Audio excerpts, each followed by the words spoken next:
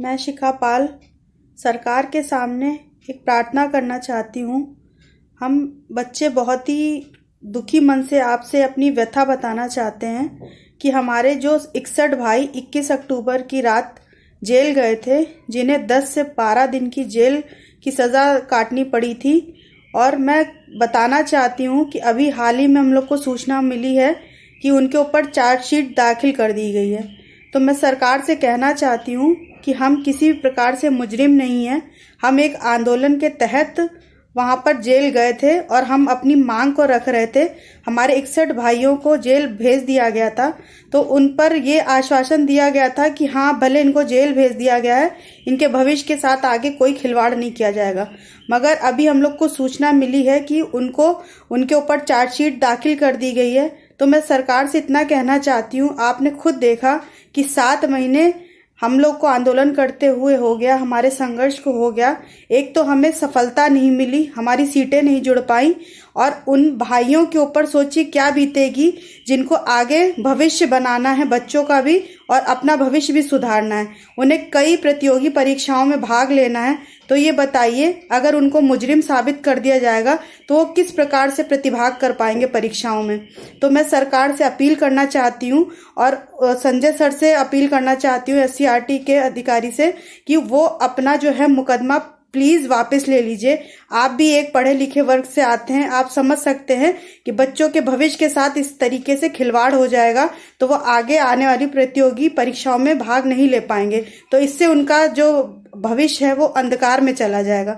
तो मैं आप सबसे अपील करना चाहती हूँ कि प्लीज जो भी उनके ऊपर केस लगाए गए हैं उनको वापस ले लीजिए, ताकि वो किसी भी प्रकार से मुजरिम बनने की राह पर ना चल पड़े।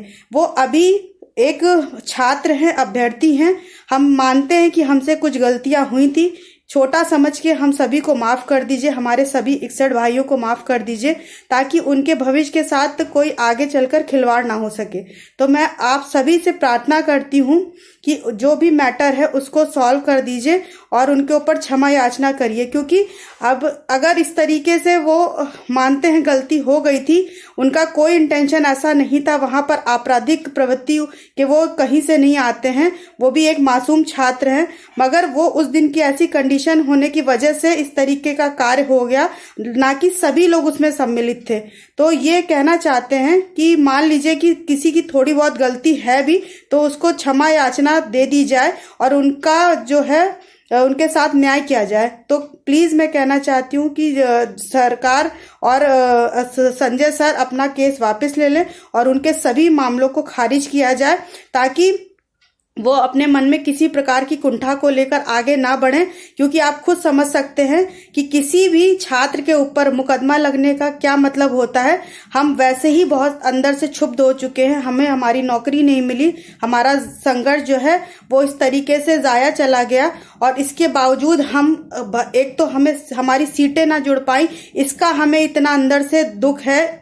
उसके अलावा हमारे ऊपर इस तरीके से धाराएं लगा दी गई हैं। तो सोचिए हम आगे क्या मनोदशा अगर लेकर जाएंगे। इसमें से अगर कोई बच्चा अपराधी बनने की राह पर निकल पड़ेगा, क्योंकि वो सोचेगा बिना अपराध किए हम लोगों को अपराधी घोषित किया जा रहा है, तो अगर उनके ऊपर इस तरीके से केस दर्ज हो जाएगा तो वो एक सामान्य छात्र से हटकर वो आपराधिक प्रवृत्ति में लिप्त होने के लिए मजबूर हो जाएंगे। तो इस तरीके से वो किसी भी तरीके से आगे चलकर इस तरीके का कोई कदम ना उठाएं, उसे रोका जा सकता है। अभी आपसे हम लोग इतना अपील करना चाहते हैं कि प्लीज उन सभी को छात्रों को माफ कर दिया जाए और उन सभी के भविष्य के बारे में सोचा जाए, ताकि हम लोग आगे से हम लोग खुद, मैं अपनी तरफ से और अपने सभी भाई बहनों की तरफ से सरकार से माफी मांगना चाहती हूँ कि जो भी गलतियां हुई उसको माफ करते हुए उनके भविष्य के बारे में सोचा जाए, और कम से कम ये केस जो लग गया है, उनके चार्जशीट जो दाखिल हो गई है उसको आगे फॉरवर्ड ना किया जाए, और कम से कम उन सभी को क्षमा याचना दी जाए। धन्यवाद।